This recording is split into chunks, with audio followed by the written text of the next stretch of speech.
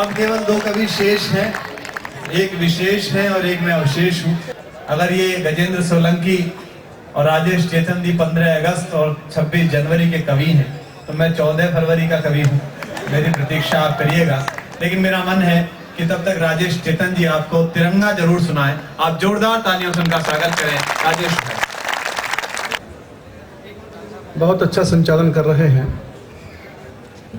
संचालन इसलिए कर रहे हैं कि यहाँ सब कवि मोक्ष में हैं और आप सब द्वारिका में बैठे हैं, इसलिए मैं मोक्ष से आप लोगों को आशीर्वाद देता हूँ।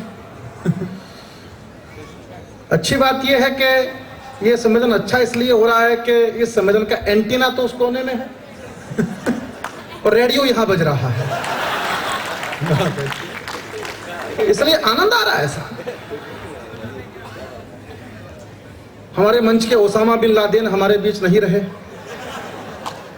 भाई प्रदीप चौबे के लिए आप मौन रखें थोड़ी देर के लिए, क्योंकि हमने तय किया है कि अगला कवि सम्मेलन उनकी स्मृति में होगा, इसलिए हमने कुछ बड़े फोटो उनके बनवा लिए हैं इन एडवांस, और बुके तो हमने ऑर्डर दे ही रखा है, तो काम निपट सकता है। बहुत बढ़िया कवि सम्मेलन रहा, बड़ी बड़ी आत्माओं को आपने याद किया। लालू का जिक्र बार बार आया। मैं तो कहा करता हूं कि लालू इस देश के सबसे ईमानदार नेता हैं। जिस जेल का उद्घाटन किया उसमें स्वयं बंद रहे। अच्छा है, ये उद्घाटन की सार्थकता होती है।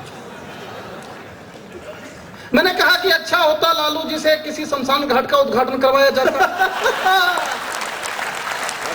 अच्छे राजेश जी, कम से कम एक तो निपटता। लेकिन हमारे कवियों ने उनको याद किया, मैं उनको साधुवाद देता हूं। वनडे मैच है तो मुझे कहा गया है कि सीमित पढ़ना है, इसलिए मुझे केवल 1 ओवर दिया गया है पारी खेलने के लिए।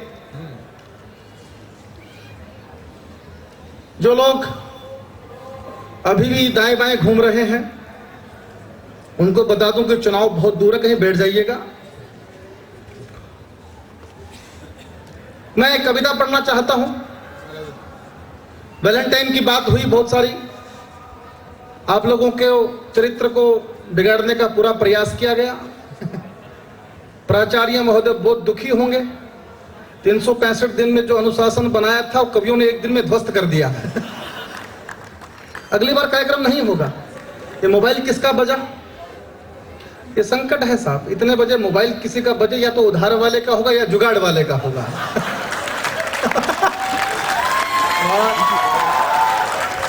और मोबाइल रखना कोई अच्छी बात नहीं है साहब। ये गुलामी का सबसे बड़ा यंत्र है। इसका आविष्कार महिलाओं ने किया, क्योंकि पुरुषों ने क्या किया, एक 5000 रुपए का मंगलसूत्र खरीदा और पत्नी के गले में बोला, से तुम मेरी हो, जिंदगी भर मेरी रहोगी, आप कहीं भी जाए। महिलाओं ने 2000 का नोकिया खरीदा, उसमें एक पट्टा भी डाला बाकायदा, और पति के गले में बोला, से तुम मेरे हो, जिंदगी भर मेरे रहोगे। और शाम को ठीक 5 बजे फोन किया। बोले कहाँ हो? बोले गाड़ी चला रहा हूं, घर आ रहा हूं। तो बोले हॉर्न बजा के दिखाओ। तो चोरी पकड़ी गई। तो ये गुलामी का सबसे बड़ा यंत्र है साहब, इसको फेंक दीजिए। अगर फेंक नहीं सके गला बंद कर दीजिए, कुछ ना कुछ कर दीजिए। पर हमारे यहाँ 2 ऐसे प्राणी हैं साहब जिनको कोई संकट नहीं, वैलेंटाइन का कोई संकट नहीं, मोबाइल का। उनमें से एक कलाम साहब होते हैं। मैं कुछ कहना चाहता हूं कि पोखरण में परमाणु के विस्फोट करने वाला एक कुंवारा जो विज्ञान को ही स्वप्न सुंदरी मानकर प्यार करता रहा, अपने आविष्कारों पर ही मरता रहा, हेयर कटिंग सैलून जाने से भी डरता रहा, और जो जवानी में पति ना बनने के लिए तन गया, वह बुढ़ापे में राष्ट्र का पति बन गया। बहुत अच्छे, क्या बात है राजेश जी, वाह वाह।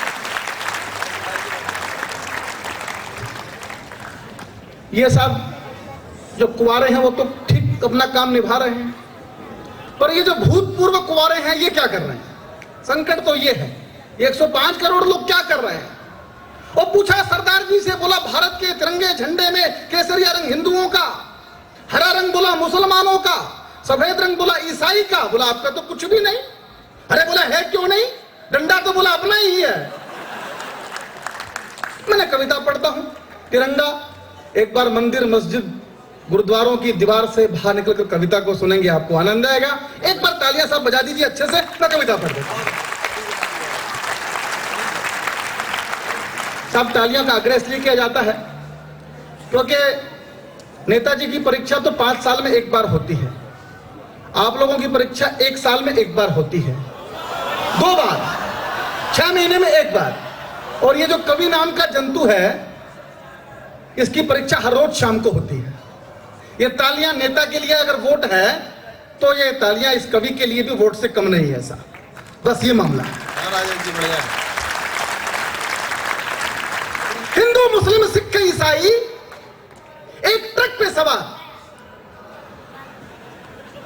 या मैं बस भी कह सकता था। ट्रक मैंने क्यों कहा, जब से अपने वाजपेयी साहब बस में बैठ के लाहौर गए तब से मैंने बस में बैठना ही छोड़ दिया, अपन ट्रक में बैठते। हिंदू मुस्लिम सिख ईसाई एक ट्रक पे सवार कर रहे थे तिरंगे झंडे पर विचार। हिंदू ने कहा हम हैं गांधी के बेटे लायक, जैसे बाकी सब तो नलायक ही हूं। हम हैं गांधी के बेटे लायक, अहिंसा के नायक, वंदे मातरम के गायक, छोड़ चुके हैं केसर की घाटी, क्योंकि हमको प्यारी है भारत की माटी।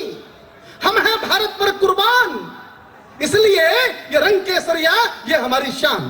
बहुत अच्छे राजेश जी, क्या बात है, वाह। मुस्लिम ने कहा हरा यानी हरियाली, हरियाली है तो खुशहाली, खुशहाली है तो 4-4 घर वाली। हमारे यहाँ एक ही संकट है, बड़े दुख की बात, क्योंकि उनके यहाँ कहा जाता है वाइफ यानी कि वंडरफुल इंस्ट्रूमेंट फॉर एंजॉय। और हमारे यहाँ कहते हैं कि war is in wife forever, इसलिए एक ही बहुत है साहब। मुस्लिम ने कहा हरा यानी हरियाली, हरियाली है तो खुशहाली, खुशहाली है तो 4-4 घर वाली। और तुम्हारी तरह केवल 1 या 2 नहीं, 1 दर्जन बच्चे पालने से भी नहीं डरते हैं, इसलिए हम इस हरे रंग पर मरते हैं। ये हरा रंग हमारी समृद्धि का सितारा है, इसलिए हमको प्यारा है।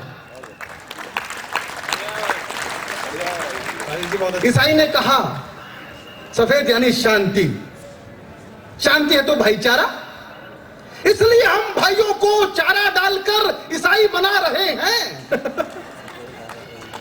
मंदिर मस्जिद गुरुद्वारों पर सफेद झंडा लहरा रहे हैं, और जिस दिन भारत के कोने कोने में ईसाइयत का झंडा लहराएगा उस दिन ईसा मसीह भारत में जरूर आएगा।